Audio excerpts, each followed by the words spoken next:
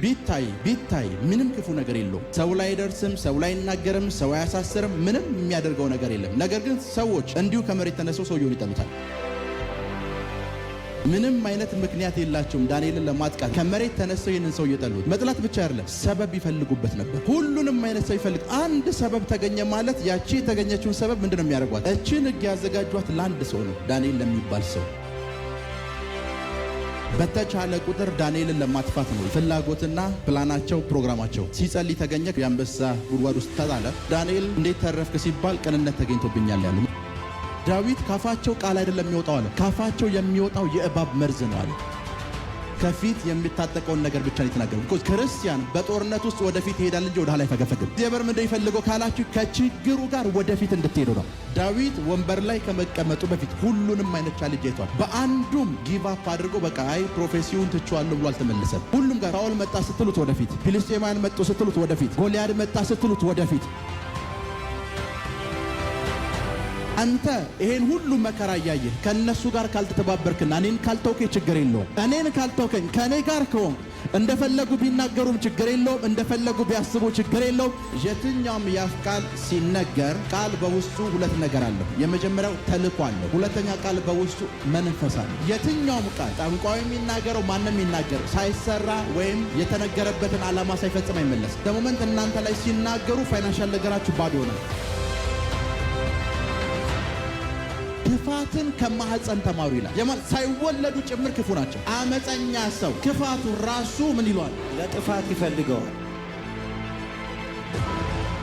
ዳዊት ምን እንዳልታውቃላችሁ? እግዚአብሔር ፍርድ እንደሚያደርግ አውቄያለሁ አለ። ፍርዱ ምንድነው ሲባል እሳት ይቀርንባቸዋል በላያቸው ላይ። ፍርዱ ምንድነው ሲባል እንዳይነሱ ባህርና ይጥላቸዋል። ፍርዱ ምንድነው ሲባል ቃላቸው ነው ለነሱ። መጽሐፍ እንከፍታለን። ዳንኤል ምዕራፍ 6 ቁጥር 4ን ለምብላችሁ። ቁጥር 4 እንደዚህ ይላል። የዚያን ጊዜ አለቆችና መሳፍንቱ ስለ መንግስቱ በዳንኤል ላይ ሰበብ ይፈልጉ ነበር፣ በዳንኤል ላይ ሰበብ ይፈልጉበት ነበር። ነገር ግን የታመነ ነበርና ሐሰትና በደል አልተገኘበትም። በእርሱ ላይ ሰበብና በደል ያገኙበት ዘንድ አልቻሉም። ወደ ቁጥር 19 እመጣለሁ፣ ሁላችሁም ታሪኩን ስለምታውቁት። የዚያን ጊዜ ንጉሱ ዳንኤልን ማምተው በአንበሶች ጉድጓድ ጣሉት። ንጉሱም ተናገረ፣ ዳንኤል ሁል ጊዜ የምታመልከው አምላክህ እርሱ ያድንሃል አለው። ድንጋይ ማምተው በጉድጓዱ አፍ ላይ ገጠሙበት። ንጉሱም በቀለበቱና በመኳንንቱ ቀለበት አተመው። ንጉሱም ወደ ቤቱ ሄደ፣ ሳይበላ አደረ። መብልም አላመጡለትም፣ እንቅልፍ ከእርሱ ራቀ። ቁጥር 23 ላይ ወደ 22 እና 23 በፊቱ ቅንነት ተገኝቶብኛልና በአንተም ፊት ደግሞ ንጉሱ ያልበደልኩምና አምላኬ መልአኩን ልኮ የአንበሶችን አፍ ዘጋ፣ እነርሱም አልጎዱኝም አለው። ክብር ለኢየሱስ ይሁን፣ ክብር ለኢየሱስ ይሁን። እዚህ አፍሪካ ውስጥ አንድ ብዙ ሰዎች እንደ አይከን፣ ብዙ ሰዎች እንደ ሮል ሞዴል የሚያዩት አንድ የአገር መሪ ነበር፣ ቶማስ ሳንካራ የሚባል እና ቶማስ ሳንካራ እሱ ባለበት ስፍራ በሙሉ አብሮት የሚንቀሳቀስ ካምፓወሬ የሚባል በጣም የቅርብ እንደ ወንድም የሆነ ወዳጅ ነበረው እና ካምፓወሬ ባለበት ቶማስ ሳንካራ አለ፣ ቶማስ ሳንካራ ባለበት ካምፓወሬ አለ። አንዱን መነጠል እስኪከብዳችሁ ድረስ አንዱ ባለበት አንደኛው አለ፣ አንዱ ባሉበት አንደኛው አለና የቶማስ ሳንካራ እናት ምግብ ስትሰራ ለራሱ የምትሰራው ላንተና ለወንድም እያለች ለሁለቱም ነው የሚሰራው። ሰዎቹ የብለድ ወይም የደም ግንኙነት የላቸውም። እጅግ በጣም ይዋደዳሉ። እጅግ በጣም አብረው ጊዜ ያሳልፋሉ። አንዱ አንደኛውን እስኪመስል ድረስ እጅግ በጣም የተዋሃደ ሪሌሽንሺፕ ነበራቸው ቶማስ ሳንካራና ካምፓወሬ የሚባለው ሰውዬ እና ቶማስ ሳንካራ ስልጣን ላይ እያለ የፈረንሳይ መሪዎች ምን አደረጉ? ካምፓወሬን ለምን አንተ ፕሬዝዳንት አትሆንም ወይ መሪ አትሆንም ብለው አግባቡት። ከዛ ቶማስ ሳንካራን እንዲገሉ አረጉ። በጣም ቤስት የሚባለውን ወንድሜ ብሎ የሚጠራውን ቶማስ ሳንካራን አስገደለው ወይም ገደለው። ከዛ ካምፓወሬ ስልጣን ላይ ወጣ። ካምፓወሬ ስልጣን ላይ ከወጣ በኋላ ከብዙ ዓመታት በኋላ የቶማስ ሳንካራ እናት ቤተ መንግስት መጣች። ባለስልጣኖች ተሰብስበዋል። ካምፓወሬ ቁጭ ብሏል እና አንድ ጥያቄ ጠየቀችው። ወንድምህን ለምንድን ነው የገደልከው አለችው። ወንድምህ ምን አድርጎ ነው የገደልከው? ከዛ ካምፓወሬ ተነሳ ምላሽ ይሰጣል ተብሎ ሲጠበቅ እያለቀሰ ወጣ። ከዛ በኋላ ምንም አይነት ምላሽ አልሰጠም። መጨረሻ ላይ የህይወቱ መጨረሻ አካባቢ ላይ ቶማስ ሳንካራን ስለገደልኩት ምሕረት አድርጉልኝ አይነት ነገር ብሏል ይባላል። የዛሬው ትምህርት ምን መሰላችሁ?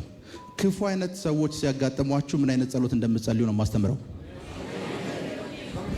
ሄሎ እጅግ በጣም ክፉ የሆኑ ሰዎች ሲያጋጥሟችሁ ምን አይነት ጸሎት እንደምንጸልዩ ነው የምንማማረው። አሁን ያነበብነው ስፍራ ውስጥ ዳንኤል የሚባል አንድ ሰው አለ። ዳንኤል 127 ሹማምንት ላይ ተሾመ ወይ 127 አገሮች ላይ ተሾመ ሰው ነው። ሰውየው ቢታይ ምንም ክፉ ነገር የለውም። ሰው ላይ አይደርስም፣ ሰው ላይ አይናገርም፣ ሰው አያሳስርም፣ ምንም የሚያደርገው ነገር የለም። ነገር ግን ሰዎች እንዲሁ ከመሬት ተነስተው ሰውየውን ይጠሉታል። ምንም አይነት ምክንያት የላቸውም ዳንኤልን ለማጥቃት። ዳንኤል አጥቅቶኛል፣ ስለዚህ ስላጠቃኝ አጠቃዋለሁ የሚል ምንም አይነት ምክንያት የላቸውም። ከመሬት ተነስተው ይህንን ሰው እየጠሉት፣ መጥላት ብቻ አይደለም ሰበብ ይፈልጉበት ነበር። በተገኘው ሰበብ በሙሉ ምንድነው ይፈልጉት? ዳንኤል ምን ማድረግ? ማጥቃት። ሁሉንም አይነት ሰው ይፈልግ። አንድ ሰበብ ተገኘ ማለት ያቺ የተገኘችውን ሰበብ ምንድነው የሚያደርጓት? የዳንኤል ማጥቂያ ነው የሚያደርጓት። ዳንኤል በሁሉም አይነት መንገድ ተፈለገ፣ ሰበብ ታጣ። ሰበብ ሲታጣ እነዚህ ሰዎች መጡና እንደዚህ ያሉ፣ ንጉሡ ያሉት ከዛሬ ሰዓት ጀምሮ እስከ ቀጣይ 30 ቀን ድረስ ወደ አምላክም ወደ ሰንቡም የሚለምን ሰው እንዳይኖር፣ የሚለምን ሰው ከተገኘ ምን ውስጥ ይጣል? አንበሳ ጉድጓድ ውስጥ ይጣል። አሁን ጥያቄ ምን መሰላችሁ? ወደ እግዚአብሔርም መጮህ አትችሉም፣ ወደ ሰውም መለመን አትችሉም። ስለ እግዚአብሔር ብለህ ስለ ሰውን ከለመንክ የአንበሳ አፍ ይበላሃል። እግዚአብሔርንም ከለመንክ የአንበሳ አፍ ይበላሃል። እችን ሕግ ያዘጋጇት ለአንድ ሰው ነው፣ ዳንኤል ለሚባል ሰው። በተቻለ ቁጥር ዳንኤልን ለማጥፋት ነው የነሱ ምን ፍላጎትና ፕላናቸው፣ ፕሮግራማቸው። ተፈለገ ሲጸልይ ተገኘ። ከዛ ታሪኩን ታውቁታላችሁ። የአንበሳ አፍ ላይ ወይም የአንበሳ ጉድጓድ ውስጥ ተጣለ። የተራቡ አንበሶች ያሉበት ጉድጓድ ውስጥ። ዳንኤል እንዴት ተረፍክ ሲባል ቅንነት ተገኝቶብኛል ያሉ። ማንንም ሰው አታክ አድርጌ አላቅም፣ ቅንነት ታገኝቶብኛል። እንደዚህ ሰበብ ፈልገው አንበሳ ጉድጓድ ውስጥ ሊጥሏችሁ፣ ሰበብ ፈልገው ሊያጠፏችሁ፣ ሰበብ ፈልገው ከምድረገጽ ሊነቅሏችሁ፣ ሰበብ ፈልገው ከስራ ሊያፈናቅሏችሁ፣ ሰበብ ፈልገው ትዳራችሁን ሊረብሹ፣ ሰበብ ፈልገው አገልግሎታችሁን ሊያጠፉ፣ ሰበብ ፈልገው ስማችሁን ዜሮ ለማድረግ የሚተጉ ሰዎች ካሉ ዛሬ ያንን ጸሎት ነው የምንጸልየው። መዝሙር 140 ክፈቱ። ዛሬ ይህንን ጸሎት ነው የምንጸልየው። ያለፈው ታይም አንድ ትምህርት አስተምሬያለሁ። ከክፉ ሁሉ ምን በለኝ፣ ጠብቀኝ ወይም አድነኝ። ዛሬ ይህንን ጸሎት ነው የምንጸልይ። ሰበብ ፈልገው ሊያጠፏችሁ የሚፈልጉ ሰዎች ካሉ መዝሙር 140 ላምብላችሁ እንደዚህ ነው። አቤቱ ከክፉ ሰዎች ምን በለኝ። ቁጥር 1 እንደዛ ነው አይደል የሚለው? አቤቱ ከክፉ ሰዎች አድነኝ፣ በልባቸውም ክፉ ካሰቡ ከአመፀኞችም ሰዎች ጠብቀኝ። ቀኑን ሁሉ ለሰልፍ ምን ይላሉ? ምን ይላሉ? አሁን በደንብ ስሙ። የዳዊትን መዝሙር ስታነቡት መዝሙሮቹ ፓወርፉል ናቸው። ለምን ፓወርፉል እንደሆኑ ልንገራችሁ። የሆነ ሰው እስኪ ስለ እግዚአብሔር ምን ልቀኝ ብሎ የጻፋቸው መዝሙሮች አይደሉም። ዳዊት መዝሙሮቹ ስታዩ እንባ ታያላችሁ። የደም እንባ እያነባ የጻፋቸው መዝሙሮች አሉ። እያለቀሰ የጻፋቸው መዝሙሮች አሉ። በብዙ ጭንቀት ውስጥ ሆኖ የጻፋቸው መዝሙሮች አሉ። ዳዊት ይሄንን መዝሙር ሲጽፍ የጻፈው ሳኦል እጅግ በጣም ያሳደው የነበረ ጊዜ ላይ ነው የጻፈው እና መዝሙሩ የዳዊት መዝሙር ብቻ አይደለም፣ እስራኤል ለምትባል ሀገር ፕሮፌቲክ መዝሙር ነው። ለምን እንደዛ ምለው 1 እና 2 ላይ ያለውን ቃል አሳያችሁ። አቤቱ ከክፉ ሰው ምን በለኝ፣ በልባቸውም ክፉ ካሰቡ ከአመፀኞቹም ሰዎች ጠብቀኝ። ከምን ቀኑን ሁሉ ለምን ይከማቻሉ? የሄብሩውን ቃል ስታነቡት እንደዚህ ነው የሚለው የሄብሩ ቃል ከአመፀኛ ሰዎች ጠብቀኝ፣ ቀኑን ሁሉ ለጦርነት ይከማቻሉ ነው የሚለው። ለምን? አመፀኛ የሚለው ቃል በሂብሪው ሐማስ ማለት ነው እና ዳዊት ስለ ሐማስም ጭምር እየተናገረ ነው። ክብር ለኢየሱስ ይሁን። እኔን ለማጥፋት በየቀኑ ለጦርነት ምን ይላሉ? አሁን የፊልስጤምና የእስራኤል ጦርነት አይደል? ሐማስና እስራኤል። አመፀኛ የሚለው ቃል ላይ የገባው ቃል ሐማስ የሚል ቃል ነው። ከሐማስም ጠብቀኝ እያለ ነው ዳዊት። ፕሮፌቲክ መዝሙር ነው። ክብር ለኢየሱስ ይሁን። ለኔሽኑም ጭምር የዘመረው መዝሙር ነው። ከሐማስ ጠብቀኝ። እኛን ባሰቡ ቁጥር ለምንድን ነው የሚከማቹት? ለጦርነት። አይሁዳዊ ባዩ ቁጥር ምንድነው ትዝ የሚላቸው? ጦርነት። ከዛ እንደዚህ ይላል ቁጥር 3 ምላሳቸውን እንደ እባብ ሳሉ፣ ከከንፈራቸውን በታች የእፉኝት መርዝ ነው። እነዚህ ሰዎች አመፀኛ ያላቸው ሊገሉኝ ሊያጠፉኝ ይፈልጋሉ ያላቸው ሰዎች ምን አይነት ሰዎች ናቸው ሲባል ባገኙት አጋጣሚ በሙሉ የሚሰብር መርዛማ የሆነ ቃል ነው ካፋቸው የሚወጣው። ዳዊትን ባገኙት ቁጥር ሰበብ እየፈለጉ ምን መናገር? መርዛማ ቃል ካፋቸው። ዳዊትን በተመለከተ ፖዚቲቭ ነገር ወጥቶ ያውቅ? ይሰማችሁ? ዳዊትን በተመለከተ ዳዊት ካፋቸው ቃል አይደለም የሚወጣው አለ፣ ካፋቸው የሚወጣው የእባብ መርዝ ነው አለ። ባገኙኝ ቁጥር በቃላቸው ምን ይሉኛል? ያሳዱኛል። በቃላቸው ይሰብሩኛል። በቃላቸው ያደቁኛል፣ ምክንያት እየፈለጉ። ክብር ለኢየሱስ ይሁን። ዛሬ ለእንደዚህ አይነት ሰዎች ካላችሁ ለእንደዚህ አይነት ሰዎች ይሄ ጸሎት ቁጥር 4 እንደዚህ ይላል፣ አቤቱ ከኃጢአተኞች እጅ ጠብቀኝ፣ እርምጃዬንም ሊያሰናክሉ ከመከሩ ከአመፀኞች አድነኝ። ትዕቢተኞች ወጥመድን ሰወሩብኝ፣ ለእግሮቼም የወጥመድን ገመድ ዘረጉ፣ በመንገድም እንቅፋት አኖሩ። ዳዊት ያደረጉበትን ነገር በሙሉ የተናገረ ነው። ቁጥር 6 እንደዚህ ይላል፣ እግዚአብሔርን ማንተ አምላኬ ነህ፣ የልመናዬን ቃል አቤቱ አድምጥ አልኩት። አቤቱ ጌታዬ የመድኃኒቴ ጉልበት፣ በሰልፍም ቀን ራሴን ምን አልኩኝ? ሸፈንክ። ራሴን በሰልፍ ቀን ምን አልክ? ሸፈንክ። አቤቱ ከምኞት የተነሳ ለኃጢአተኞች አትስጠኝ፣ በላዬ ተማከሩ እንዳይጓደዱ አትተወኝ። ዳዊት እነዚህ ሰዎች ከንፈራቸው መርዝ ያለባቸው ሰዎች፣ አጥፊና ገዳይ የሆኑ ሰዎች፣ እነሱን እያየ ምን አትበለኝ? አትተወኝ። በፍጹም ዝም አትበለኝ። ከኔ ጋር ናችሁ? ዝም አትበለኝ። አፋቸው ውስጥ መርዝ አለ። ከነደፉኝ ያጠፉኛል። ካፋቸው ውስጥ የሚወጣው መርዝ በሙሉ እኔን ይሰብራል። እነዚህ ሰዎች እያሉ ምን አትበለኝ? አትተወኝ፣ ዝም አትበለኝ። ይሄ የዳዊት ጩኸት ነው። ለነሱ ምን አትበለኝ? አሳልፋት አትስጠኝ። ክብር ለኢየሱስ ይሁን። እንደዚህ አይነት ሰዎች ካሉ በህይወታችሁ ላይ መጽሐፍ ቅዱሳችሁን ስናነብ የኤፌሶን 6 ላይ የተቀመጡ የጦር ዕቃዎች አሉ አይደለ? ኤፌሶን 6 ከራስ ቁር ይጀምራል አይደለ? ከዛ የት ጋር? እግር ላይ ይጨርሳል። ምን ጫማ ድረስ ይጨርሳል አይደለ? ራስ ቁር፣ ከዛ እዚህ የደረት እንትን እዚህ ጋር ይጀምራል። ከዛ ላስት ላይ የወንጌልን ምን ወይም ስለ ጫማ ያወራል አይደለ? ከራስ ጀምሮ እስከየት ነው? በደንብ አትኩራችሁ ካያችሁት ያንን የኤፌሶንን መጽሐፍ ጳውሎስ አንድ ሰው ጋር መምጣት ይችላል። ይሄ ሰውዬ ከዚህ ጀምሮ እስከዚህ ድረስ መታጠቅ ስላለበት የጦር ዕቃ ተናግሯል። ጳውሎስን አይታችሁት ከሆነ ግን አንድ ያላያችሁትን ነገር ልንገራችሁ። ከጀርባ ስለሚታጠቀው ነገር አልተናገረም። ከፊት የሚታጠቀውን ነገር ብቻ ነው የተናገረው። ቢኮዝ ክርስቲያን በጦርነት ውስጥ ወደፊት ይሄዳል እንጂ ወደ ኋላ አይፈገፈግም። ክርስቲያን በጦርነት ውስጥ ወደፊት ነው መሄድ ያለበት። ወደ ኋላ ካለ ነው አታክ የሚደረገው። የሰማች ለዛ ነው ጳውሎስ አንድ ክርስቲያን የሆነ ሰው ስላለው የጦርነት ባህሪ ሲናገር ከዚህ ጀምሮ እስከዚህ ድረስ አደረገ። ክርስቲያን የትኛውም ጦርነት ውስጥ ቢገባ አልቻልኩትም ብሎ ከወጣ ሟሽ ነው። ቢኮዝ ከኋላ መከላከያ የለው።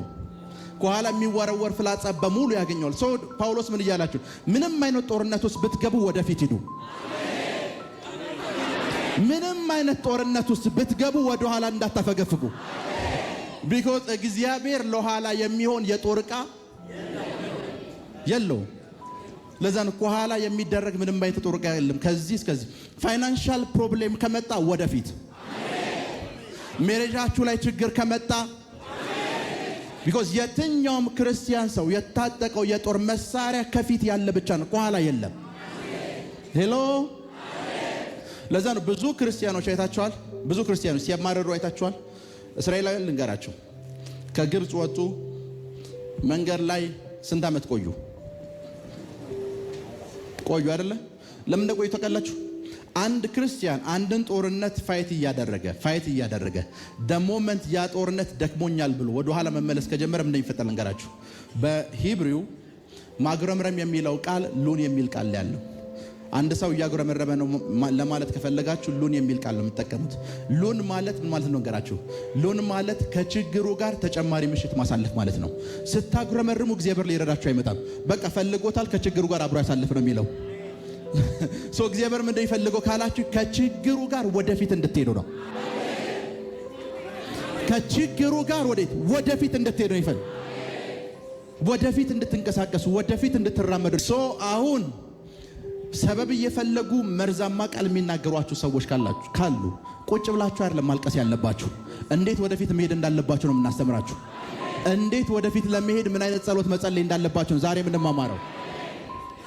ምድር ላይ በጣም የሚያስጠላ ነገር ምንድነው ካላችሁኝ፣ አልቃሻ ክርስቲያን ማየት። የታጠቅነው የጦር ዕቃ በሙሉ ወደፊትና ለኋላ የሚሆን የጦር ዕቃ የለም። ለኋላ የሚሆን የጦር ዕቃ የለም። ወደፊትና ክብር ለኢየሱስ ይሁን።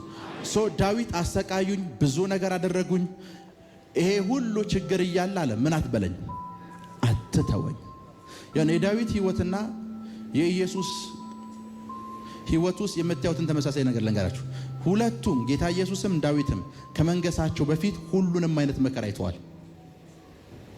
ሄሎ፣ ሁሉንም አይነት መከራ አይተዋል። ዳዊት ወንበር ላይ ከመቀመጡ በፊት ሁሉንም አይነት ቻሌንጅ አይተዋል። በአንዱም ቻሌንጅ ጊቭ አፕ አድርጎ በቃ አይ ፕሮፌሲውን ትቼዋለሁ ብሎ አልተመለሰም። ሁሉም ጋር ሳኦል መጣ ስትሉት ወደፊት፣ ፊልስጤማውያን መጡ ስትሉት ወደፊት፣ ጎልያድ መጣ ስትሉት ወደፊት። ሄሎ፣ የሆኑ ሰዎች መጡ፣ ወደ ኋላ የሚመለስበት ምንም ነገር የለውም። አሁንም እንደዚህ አይነት ሰዎች ገጠሙትና ዳዊት እንደዚህ ያለ እግዚአብሔር ሆይ አለ እንደዚህ አይነት ክፉ ሰዎች ከበውኝ፣ በመስሪያ ቤት ከበውኝ፣ በስራ ቦታ ከበውኝ፣ ጦር ቦታ ከበውኝ፣ ሁሉም ቦታ ከበውኝ። እምለምን አንድ ነገር ብቻ ነው፣ እሱም አትተወኝ። ለነዚህ ሰዎች ምን አትበለኝ፣ አትተወኝ። ይሄን ሁሉ ነገር እነሱ ሲያደርጉ ከነሱ ጋር እንዳትተባበር አንተ። ከነሱ ጋር ካልተተባበርክና እኔን ካልተውከኝ ችግር የለውም። ለዛን ሁሉ ጊዜ ጦርነቱ ስትገቡ አንድ ነገር አስቡ። ጦርነቱ ስትገቡ እሱ እዚህ ያለ፣ እናንተ እዚህ ያላችሁ። እሱ ጋር ጦርነት ውስጥ መግባት ካሰባችሁ ማድረግ ያለባችሁ ነገር ልንገራችሁ። እግዚአብሔር ከየትኛው ሳይድ ነው የሚለውን ብቻ ቼክ አድርጉ። ያማል እናንተ እዚህ ሆናችሁ እግዚአብሔር ከሱ ሳይድ ከሆነ ሚሊዮን ዓመት ብትዋጉ አታሸንፉትም። ሄሎ፣ እግዚአብሔር ከእናንተ ሳይድ ሆኖ እሱ ቢዋጋችሁ 10 ሚሊዮን ዓመት ብትሰጡት አያሸንፋችሁም። ዳዊት ያንን ነው። አንተ ይሄን ሁሉ መከራ እያየህ ከነሱ ጋር ካልተተባበርክና እኔን ካልተውከኝ ችግር የለውም። እኔን ካልተውከኝ ከኔ ጋር ከሆንክ እንደፈለጉ ቢናገሩም ችግር የለውም። እንደፈለጉ ቢያስቡ ችግር የለውም።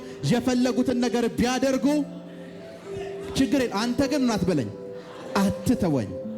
ምን አትበለኝ። ከዛ ዳዊት በደንብ ስሙ፣ ያደረጉትን ነገር በሙሉ ተናገረ፣ ያወሩትን በሙሉ ተናገረ፣ ሰዎቹ ያሰቡትን በሙሉ አወራ። ከዛስ ይሄን ሁሉ ለእግዚአብሔር ከነገረው በኋላ ቀጣይ የዳዊትን ጸሎት ላሳያችሁ። አሁን ቁጥር 9 ክፈቷት። ይሄን ጸሎት ነው ዛሬ የምንጸልየው። ትንዩ የሚከቡኝን ሰዎች የከንፈራቸው ክፋት ምን ይበላቸው። አሁን እንደዚህ አይነት ሰዎችን ስታገኙ መጀመሪያ መዋጋት ያለባችሁ ነገር አንድ ነው። ክብር ለኢየሱስ ይሁን፣ ክብር ለኢየሱስ ይሁን። ያና ያብስራ እዚህ ጋር ቁም። ያና ሁሉ ጊዜ የሟርት ቃል፣ የድግምት ቃል፣ የክፉ ቃል ባለበት ስፍራ ውስጥ የክፉ ቃል እንዴት እንደሚሰራባችሁ ልንገራችሁ። እሱ እዛ ጋር ነው። ድሃ ብሎ ሰደባችሁ። አንድ ነገር ካፍ ከወጣ አይመለስም። ድሃ ብሎ ሰደባችሁ። ድሃ ብሎ ሰድቧችሁ ምላሽ ካልሰጣችሁ ደህንነታችሁን አምናችሁ ተቀብላችኋል። ዳዊት ምን አለ? የከንፈራቸው ቃል ወደ እነሱ ይመለስ። በእናንተ ላይ የእርግማን ቃል የተናገሩ፣ የክፋት ቃል የተናገሩ፣ የድግምት ቃል የተናገሩ 7 እጥፍ ወደ እነሱ እንዲመለስ ጸልያለሁ። በመስሪያ ቤት ቢሆን፣ በአገልግሎት ቢሆን፣ በስራ ቢሆን፣ በየትኛውም አቅጣጫ ቢሆን ቃላቸው ወደ እነሱ እንዲመለስ ጸልያለሁ። ቃላቸው ወደ እነሱ እንዲመለስ ጸልያለሁ። ቃላቸው ወደ እነሱ እንዲመለስ ጸልያለሁ። ቁጭ በሉ እስኪ ድጋሚ አንብበው። የሚከቡኝን ራስ እሺ፣ የከንፈራቸው ክፋት ይክደናቸው። ቴንክ ዩ። ከከንፈራቸው ምንድን ነው የሚወጣው? ክፋት። ያ ክፋት ወደ እኔ ይምጣ። እነሱን ይክደናቸው፣ እነሱን ያገኛቸው፣ እነሱን ይሸፍናቸው። ሄሎ፣ በእናንተ ህይወት ላይ የእርግማን ቃል የተናገሩ ሰዎች ወደ እነሱ እንዲመለስ ጸልያለሁ። ወደ እነሱ እንዲመለስ ጸልያለሁ። ለዛ ነው በደንብ ስሙኝ። በዚህ ዓመት ትሞታለህ ካሉ ብለው ከነገሩ ንገራቸው። በዚህ ዓመት አንተን እቀብራለሁ፣ ልጅህን እቀብራለሁ፣ ሚስትህን እቀብራለሁ። አሜን ብለህ እንዳትሄድ። የከንፈራቸው ቃል ወደ እነሱ ምን ይበል? ይመለስ። እነሱን ይክደናቸው። የተናገሩት ቃል እነሱን የያዛቸው። የተናገሩት ቃል እነሱን ያጥምዳቸው። እነሱን ምን ያሉት ቃል? ዳዊት ያንን ያለው። እንደዚህ አይነት ሰዎች ብዙ ተናግረዋል አለኝ በተመለከተ ብዙ አውርተዋል። ከንፈራቸው ውስጥ የወጣው በሙሉ ምንድነው? መርዝ ነው አላር ሌባም መርዝ ነው። ቆም እስኪ ምን ማለት እንደሆነ ልንገራችሁ። ከከንፈራቸው የወጣው ምንድነው? መርዝ ነው። ያ ማለት ገዳይ ነው። ካፋቸው ያስወጡት ለምንድን ነው? አንተን ለመግደል እኮ ነው። ዳዊት ምን አለ? የከንፈራቸው ክፋት አለ መርዙ ወደ እነሱ ይመለስ። መርዙ ወደ ማን ይመለስ? በእናንተ ላይ ተነገሩ የትኞቹም ክፉ ቃሎች ወደ ተናጋሪዎቹ እንዲመለሱ አዛለሁ። ወደ ተናጋሪዎቹ እንዲመለሱ አዛለሁ። እንዲመለሱ አዛለሁ። ለዛ ነው ተናግረውባችሁ እናንተ ላይ አሟርተው ጸጥ አላችሁ ማለት መርዝ እየተቀበላችሁ ነው። ከከንፈራችሁ የወጣው ምንድነው? መርዝ እየተቀበላችሁ። ያ ማለት የጊዜ ሂደት እንጂ ከ2 ከ3 ደቂቃ በኋላ መሞታችሁ አይቀርም። ምክንያቱም የተቀበላችሁት ምንድነው? መርዝ ነው። ከጥቂት ጊዜ በኋላ ፋይናንሻል ነገራችሁ መሞቱ አይቀርም። ከጥቂት ጊዜ በኋላ የሆነ ነገራችሁ መሞቱ አይቀርም። ዳዊት ተነሳን፣ ከዚህ በኋላ የተቀበልኩበት ዘመን ያበቃላል። ክፋታቸው ወደ እነሱ ይመለስ። ክፋታቸው የተናገሩት ቃል ያሟረቱት ቃል የመከሩት ምክር እነሱ ይመለስ። ከሥራ ቦታ ላይ ያፈናቅሏችሁ እየተማከሩ ከሆነ የመከሩት ምክር እናንተን ያገኛችሁ፣ እነሱን ያገኛቸዋል። ሰኞ መስሪያ ቤት ስትገቡ አታገኟቸውም። አልገባችሁም። ሰኞ መስሪያ ቤት ስትሄዱ አታገኟቸውም። ለዛም ክርስቲያን የሟርት ቃል ዝም ብሎ የሚቀበል ዕቃ አይደለም። ያሟረተችባችሁ ሰዓት ችግር የለም፣ 7 እጥፍ ላንተ ይሆንልህ በሉት። የደገሙባችሁ ሰዓት ይሄ 7 እጥፍ ወደ አንተ ይመለስ በሉት። 7 እጥፍ ወደ አንተ ይመለስ በሉት። ቢሾፕ ዴቪድ ኦየዴፖ የሚባል ትልቅ የእግዚአብሔር ሰው ናይጄሪያ ውስጥ አሉ እና አንድ ቀን ለቼክአፕ ብለው ሆስፒታል ሄዱ። ቼክአፕ ማሽን ውስጥ አስገቧቸው፣ አዩአቸው። ከዛ ዶክተሩ እንደዚህ አላቸው፣ ማሽኑ እንደሚያሳየው ከሆነ አላቸው እርሶ ጥቂት ወራት ብቻ ነው ያሉት አላቸው። ጥቂት ወራት አሉት። አዎ ከጥቂት ወራት በኋላ ሲል ትሞታላችሁ። አንተም ማሽኑም ማጋነንት አለባችሁ አሏቸው። አንተም ማሽኑም። ሰውየው ይሄንን ከተባሉ 10-15 ዓመት አሁን አስቆጥረዋል። ዶክተሩ የለም፣ ማሽኑም ላይኖር ይችላል በዚህ ሰዓት። በደምብ ስሙ። ዳዊት ይሄንን ጸሎት የጸለየው ምርር ብሎት ነው፣ ተመችቶት አይደለም። ምርር ያለው ሰው ብቻ እንዲጸልይ ነው ፈልገው። በሰዎች ምክንያት ስራውን ያጣ፣ በሰዎች ምክንያት ትዳሩን ያጣ፣ በሰዎች ምክንያት እድሎችን ያጣ፣ በሰዎች ምክንያት ገንዘብ ያጣ፣ በሰዎች ምክንያት አገልግሎት ያጣ፣ በሰዎች ምክንያት ፋይናንስ ያጣ ሰው አለ እዚህ ውስጥ። በሰዎች ምክንያት በሩ የተዘጋበት አሁን ከኔ ጋር ቁማችሁ ተናገሩ። ክፋታቸው በሉ ወደ እነሱ ይመለስ። ክፋታቸው ወደ እነሱ ይመለስ። ደጋግሙት። አይ ቲንክ ከዚህ በፊት ነግሬያቸዋለሁ። ዚምባብዌ ከምሽቱ 5-6 ሰዓት ይመስለኛል እኔ እዚህ ቆሜ ያለው ፕሮፌት ኤንጅል አለ፣ አንድ የኔ መንፈሳዊ ወንድም ታንዛኒያ አለ፣ ቶኒ የሚባል ልጅ ቁጭ ብለናል እና ለቶኒ አንድ ቴክስት ደረሰው። ያ ቴክስት ደግሞ ታንዛኒያ ውስጥ በጣም ዝነኛ የሆነች በጣም ፌመስ የሆነች የታንዛኒያ መንግስት የሚፈራት አንዲት ጋዜጠኛ ናት ቴክስቱን የላከችለት። ከአገር እንድትነቀል አደርግሃለሁ አለችው። ቴክስቱ እንደዛ ነው የሚለው። ከአገር እንድትነቀል አደርግሃለሁ፣ ተመለሰ ታንዛኒያ ውስጥ አትገባም አለችው። ፈራ፣ ተንቀጠቀጠ። ምክንያቱም ጋዜጠኛዋን ፖለቲከኞችም ይፈሯታል። ከዛ ተረብሾ እያለቀሰ ፕሮፌት አለው፣ እቺ ሴት እንደዚህ ብላኛለች፣ አገር ከመጣ ትቀበራለህ፣ ወደ አገር አትመለስም፣ ከአገር እነቅልሃለሁ ብላኛለች አለው። ከዛ ፕሮፌት ኤንጅል እንደዚህ አለው፣ አንተን ሳትነቅል እሷን እነቅላታለን አለው። ሊነቅሏችሁ ያሰቡ እናንተ ሳትነቀሉ፣ ሊያጠፏችሁ ያሰቡ እናንተ ሳትጠፉ፣ ሊገሏችሁ ያሰቡ እናንተ ሳትሞቱ ቁጭ በሉ። ከዛ ምን እንደተፈጠረ ልንገራችሁ። በያው ጊዜ በፊት ነው የምነግራችሁ። እዛው ያለን 8 ሰዓት 9 ሰዓት የታንዛኒያ ሀገር ያሉ የጋዜጣ እንትኖች በሙሉ የሴትዮዋን የመኪና ምስልና ሴትዮዋን ይዘዋት ወጡ። ምን ተፈጠረ ልንገራችሁ። ልክ ፕሮፌት ኤንጅል እንቀብራታለን፣ አንተ አትሞትም፣ እዛሽ ምድር እሷን እንቀብራታለን ብሎ ጸልየ ከጥቂት ሰዓታት በኋላ አንድ መንገድ ላይ መኪናዋን እየሄደች ሽፍታዎች መኪናውን ወንፊት አደረጉት። ሴትዮዋ ሞተች። ከአንድ ሰዓትና ከሁለት ሰዓት በኋላ ጋዜጣ ላይ ይዘዋት ወጡ። ሊቀብሯችሁ ያሰቡ፣ ሊያጠፏችሁ ያሰቡ፣ ለእናንተ ጉድጓድ የሚመሱ ካፋቸው መርዝ የሚወጣቸው ሰዎች ቃላቸው እነሱን ያገኛቸዋል። ቃላቸው ወደ እነሱ ተመልሷል። እኔ አይደለም የጸለይኩት፣ ዳዊት የጸለየው ጸሎት ነው።